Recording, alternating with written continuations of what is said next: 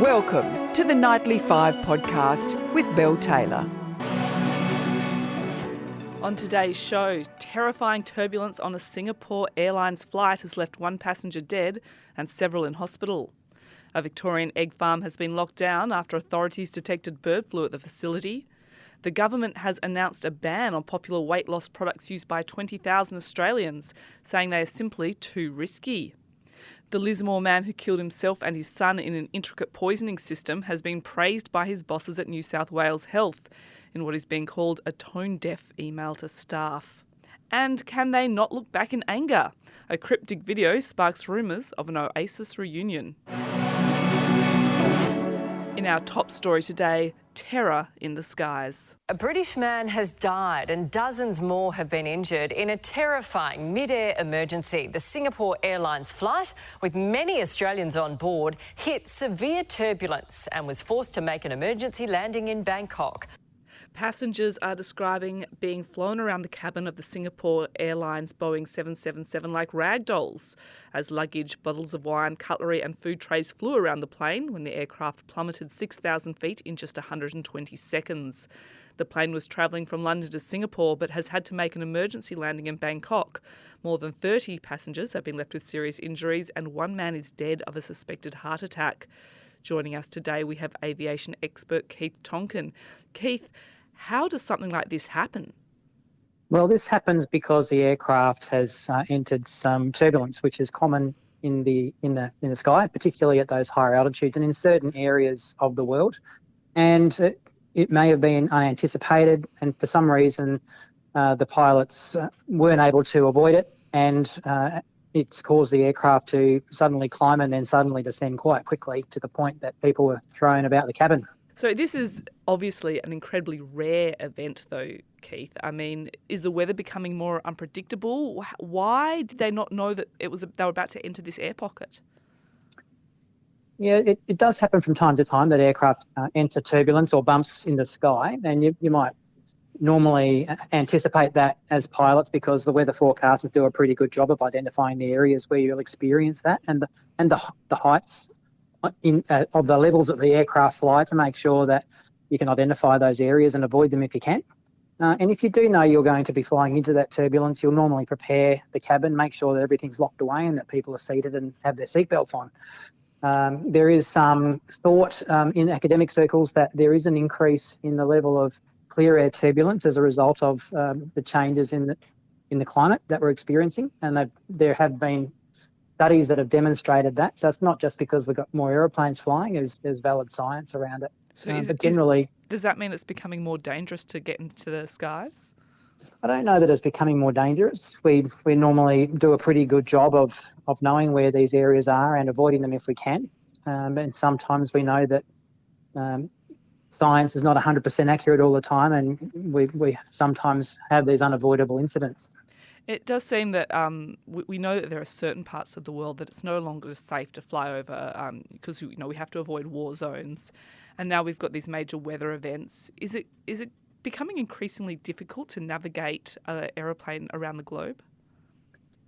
I'll probably say it's becoming easier to navigate aircraft simply because we've had much more accurate navigation systems, and it's easier to program them to fly certain places. And if we know of areas to avoid, then it's easy to make those decisions before you take off and then tactically while you're airborne. So it's becoming easier, but as I said, the weather forecasting isn't an exact science, and we don't always get it right. What would you say to someone who's not an aviation expert, and I'd wager a bet that's most of us, who read stories like this and suddenly feeling a little bit nervous about getting on an aeroplane? Can you give us some words of reassurance that this is a rare event and that we can feel safe in the skies?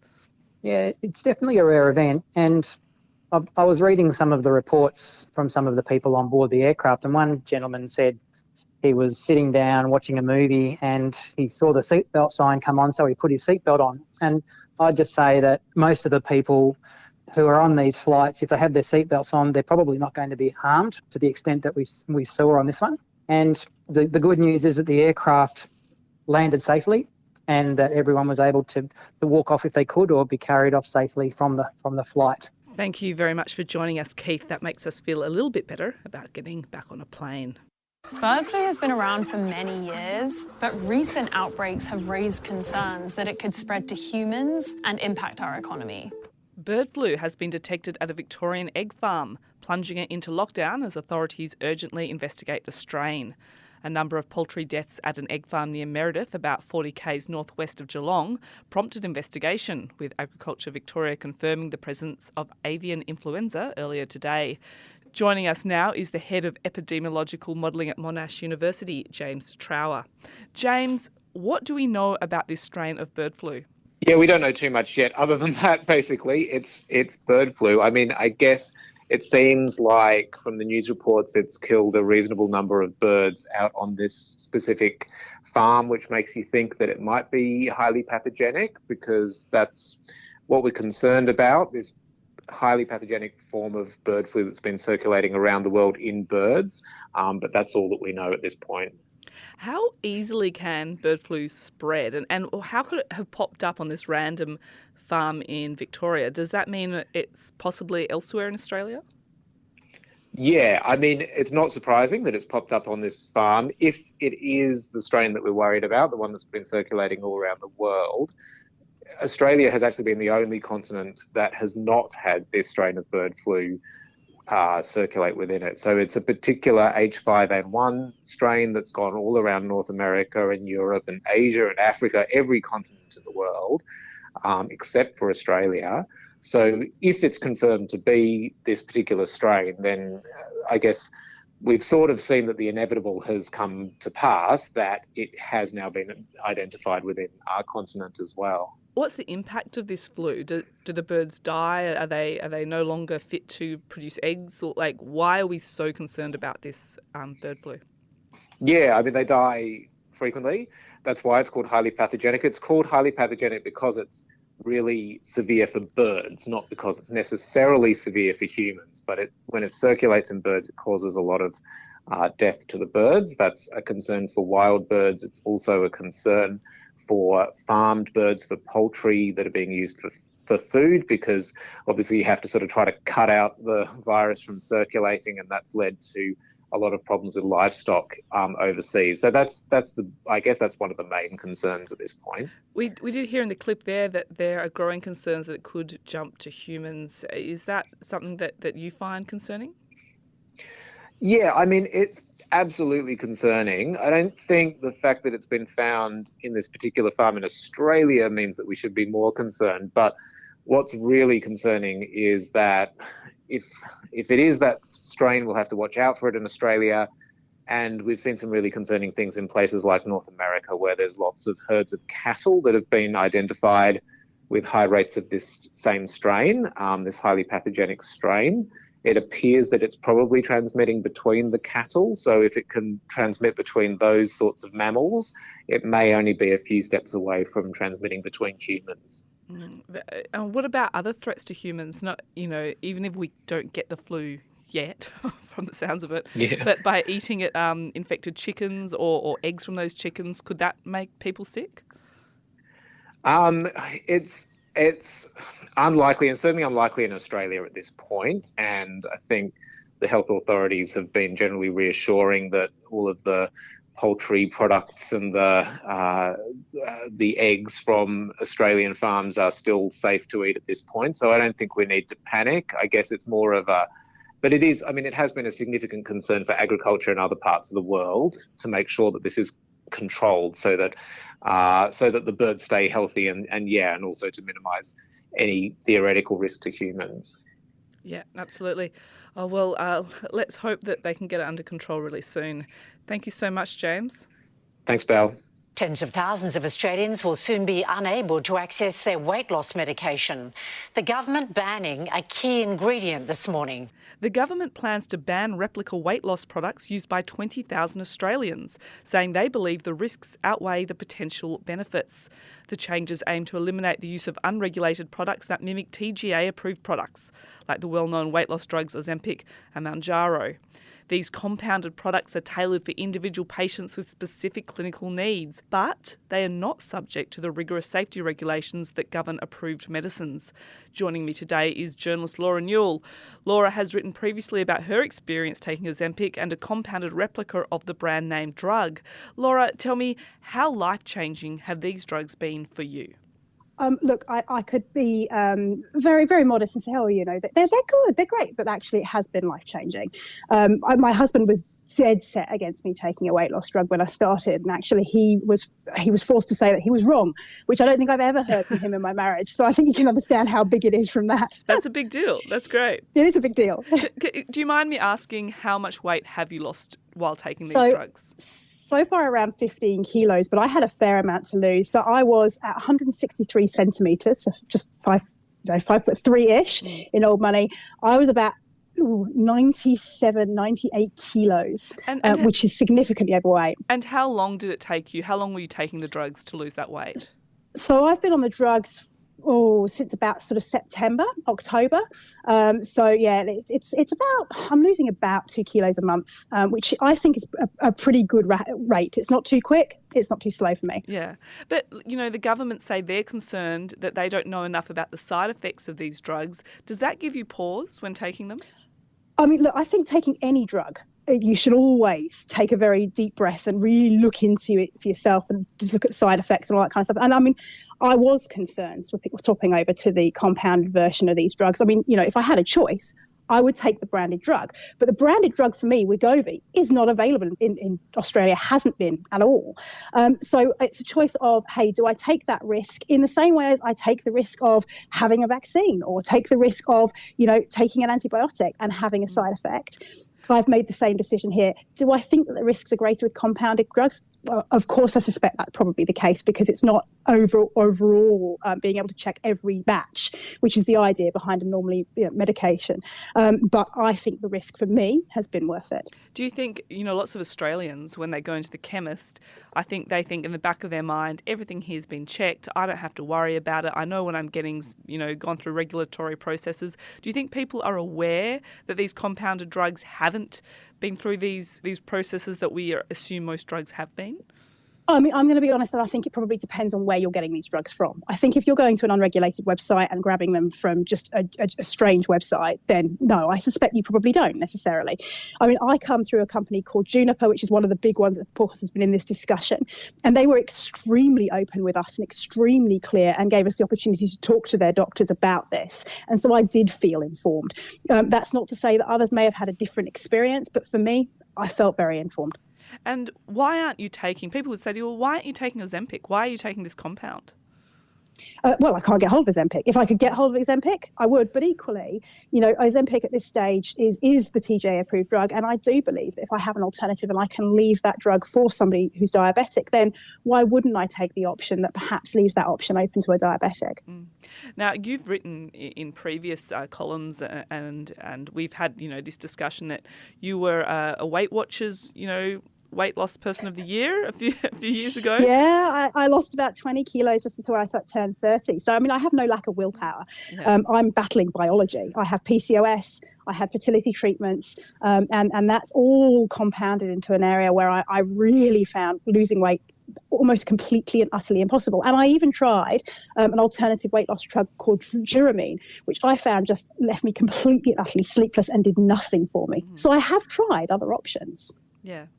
What would you say to someone who is thinking, I really need to lose weight? They might be in a similar situation to what you're in, but they're nervous about taking a drug like this. They think, I'm too wary of it and I don't know what it's going to do to me. I mean, I think that's a completely legitimate concern, and I think it's something you have to discuss with your own doctors. I mean, I didn't go into this just with the Juniper doctors. I also went to my own GP and had a conversation with my own GP. So I think that it is something that every individual has to look at. But I mean, one of the things I'd say is that there is a huge stigma around asking for help to lose weight, particularly using drugs. And I feel like that we really have to break that stigma down. I mean, even in some of the reactions today to the changes that are being proposed by the government, I note that one organisation turned around and said it wants to warn customers who do legitimately need it can't be left worse off. well, use of the word legitimately need it. I'm sorry, but I do legitimately need help. If I don't do something about my weight, I am at risk of heart attack. I'm at risk of diabetes myself. And so I do legitimately need it. And so to place that kind of language on people like probably me, it is increasing that stigma, and that's a concern to me. Yeah. Thanks so much for your insights, Laura. We really appreciate it. A pleasure. A 2-year-old boy and his father have been found dead in the state's north following a murder-suicide. The bodies of the toddler and 38-year-old man were found inside an East Lismore unit. New South Wales Health has distanced themselves from an internal email sent to staff that has praised a Lismore father who murdered his own son, 2-year-old Rowan. The email was sent to New South Wales Health Clinical Excellence Commission staff on Wednesday by CEC Director of Information Management, Andre Jenkins. In it, he praised the 38-year-old murderer James Harrison as being a wonderful colleague and beloved friend. Harrison murdered his 2-year-old son during a planned custody visit and also killed himself. Mr. Jenkins wrote, "It is with indescribable sadness that I find myself letting you know that James Harrison and his son Rowan died on Sunday. There are no words to adequately describe the loss of a wonderful colleague and beloved friend." There was no reference in the email to how the two died. New South Wales Health Minister Ryan Park immediately distanced himself from the email, describing it as being completely unacceptable and saying it does not reflect the views of New South Wales Health. It was revealed earlier this week that Dr. Sophie Rome, the mother of Rowan and Harrison's ex-partner, had taken an apprehended violence order out against him last year, but was still required to take her son for access visits. Dr. Rome's family released a statement on Wednesday saying their beloved Rowan was taken from them in the most unfathomable way. In the statement, they described Rowan as a beautiful, joyful and adored little boy. They said, "He has so many amazing qualities and his short life was filled with rich and happy experiences. He loved music, the beach, swimming, his friends and his family. He touched the hearts of everyone lucky enough to be in his world." They described Harrison's actions as evil and cowardly.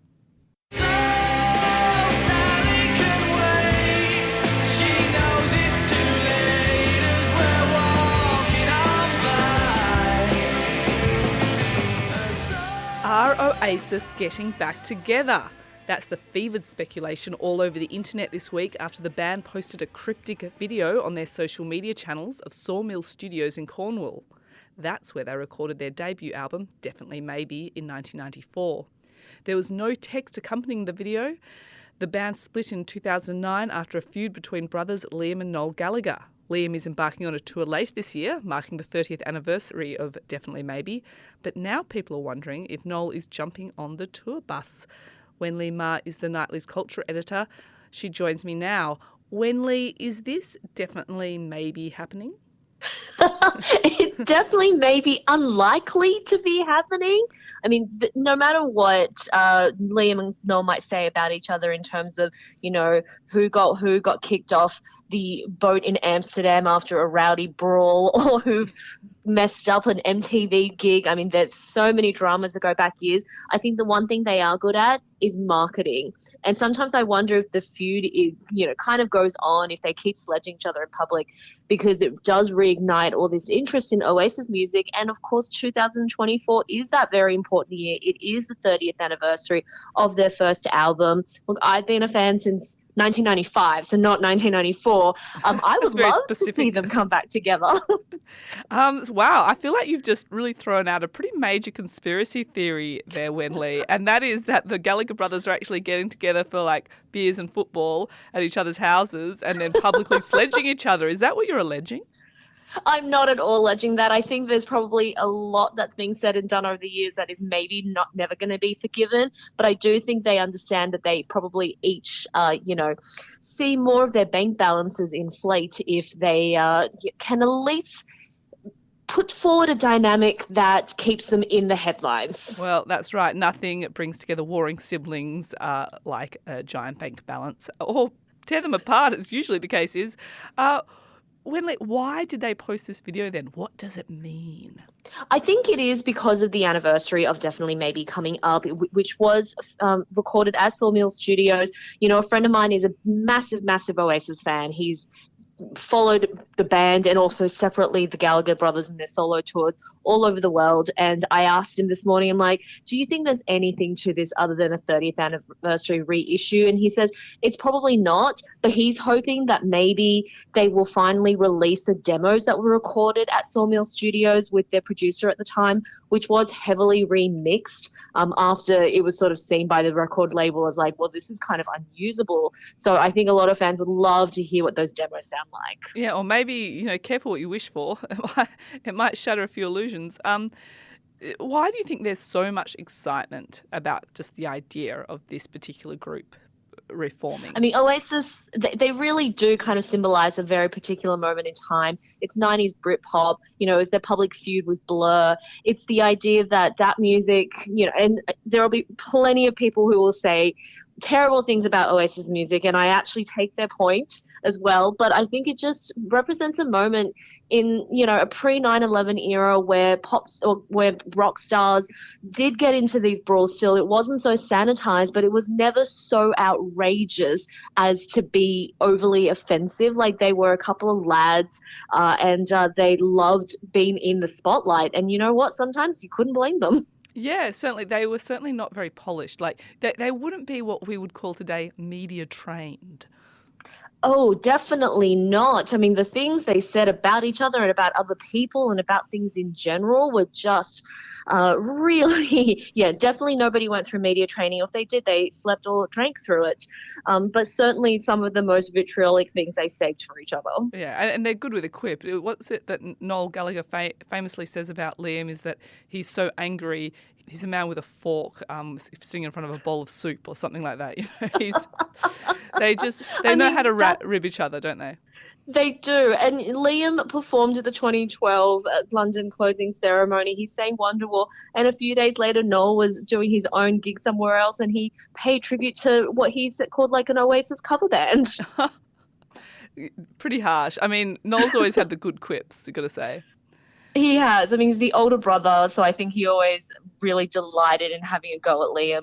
And obviously because Noel wrote every single song on those early albums as well, so I think he, at least felt, and probably justifiably felt, that he was the real talent behind Oasis, even though Liam was the frontman and had, in Noel's words, the more interesting voice. Oh, well, really throwing it out there today, Wenley. Well, fingers crossed. Who knows? I kind of hope you're wrong. I sort of hope they all get back together and do a big worldwide tour, and we'll all be singing Champagne Supernova with our phones raised to the air in a stadium somewhere. Me too. I really hope so as well. And I think, when Blur did their tour, there was almost no notice. So maybe it will happen. I mean, Liam is doing an anniversary tour later this year in the UK and Ireland. And somebody asked him on social media whether or not Noel might come in for a surprise. And he unfortunately said Noel was asked and refused, but never say never. Maybe we'll live forever. That's right. Thanks so much for joining me, Wenley. Thank you. And that's it for today's show. Don't forget to subscribe wherever you get your podcasts, and join me again tomorrow on The Nightly 5. The Nightly 5 podcast is brought to you by 7 West Media. For all these stories and more, head to thenightly.com.au, helping you get in front of tomorrow.